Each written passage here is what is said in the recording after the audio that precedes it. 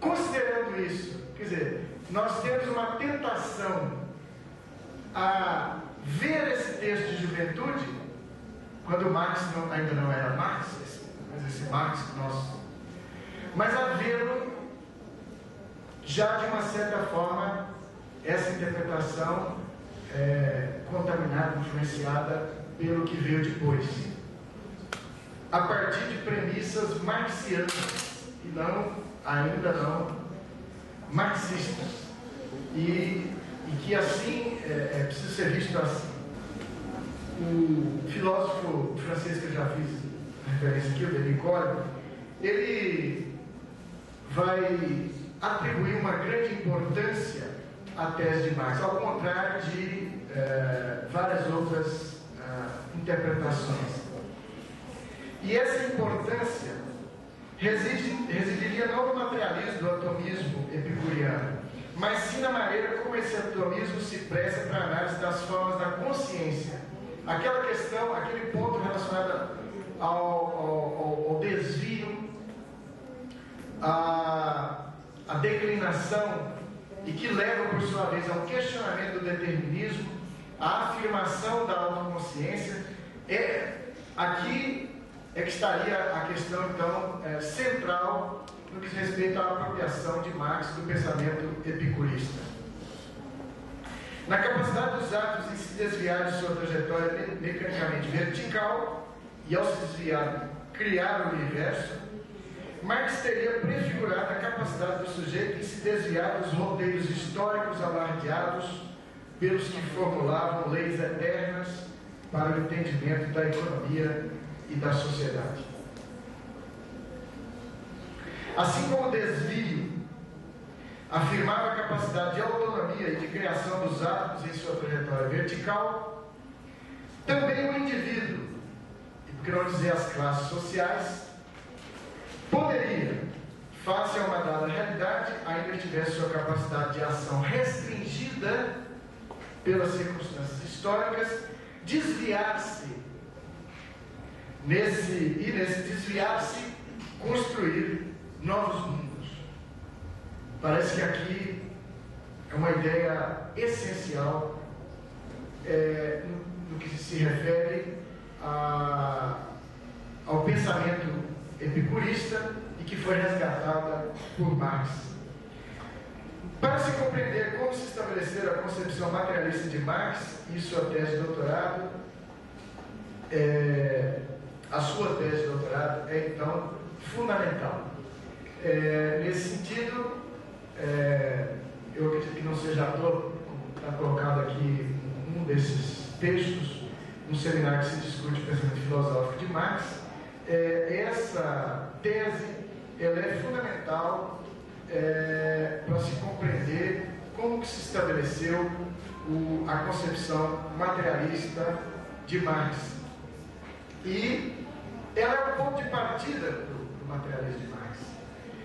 O próprio Marx, em textos posteriores, nos convida a concentrar a atenção nela. Ele faz uma série de referências a ela. Em sua análise do materialismo na Sagrada Família, texto no qual ele afirma mais nitidamente sua dívida para com o materialismo filosófico clássico, ele lembra que o materialismo francês e inglês manteria sempre uma relação estreita com Demócrito e Epicuro. Já concluindo, antes de mais nada, essa obra de Marx, ela pode ser, a interpretação marxiana da filosofia de Epicuro, ela pode ser discutida em muitos aspectos. Eu coloquei aqui, inclusive, alguns. Entretanto, ela é mais do que um mero trabalho escolar, é mais do que um mero trabalho acadêmico. Ela marca, sem dúvida, a entrada do jovem Marx, com apenas 23 anos de idade, no campo da filosofia. E, nesse sentido, é um erro, na minha opinião, querer a todo preço fazer coincidir em uma coerência artificial seus primeiros passos de filósofo com os princípios da obra do homem maduro. Para interpretar, conhecer essa obra de Marx, é preciso considerar Marx nesse seu contexto, o jovem Marx, e é preciso considerar que o que veio posteriormente na evolução do seu pensamento tem sim, em alguns aspectos importantes, uma base, um germe desde esse momento e desde essa obra.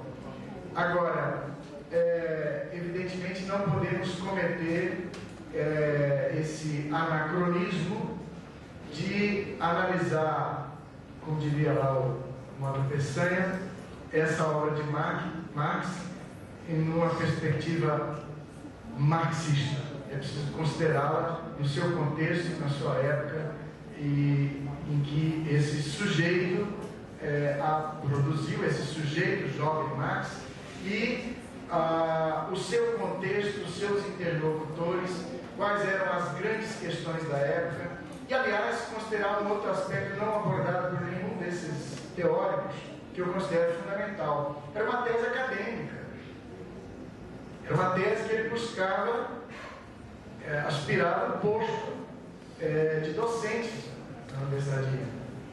E como uma tese acadêmica, evidentemente nós temos que colocar aqui aspectos relacionados ao próprio público ao qual se destinava esse trabalho, né? Até que ponto também isso vale para qualquer obra, qualquer autor. Os autores não escrevem,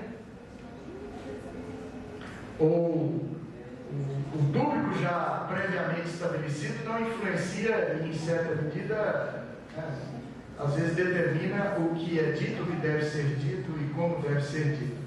Então, são essas as considerações que eu tinha a fazer, e deixo agora então, o tempo para o debate. Muito obrigado a vocês.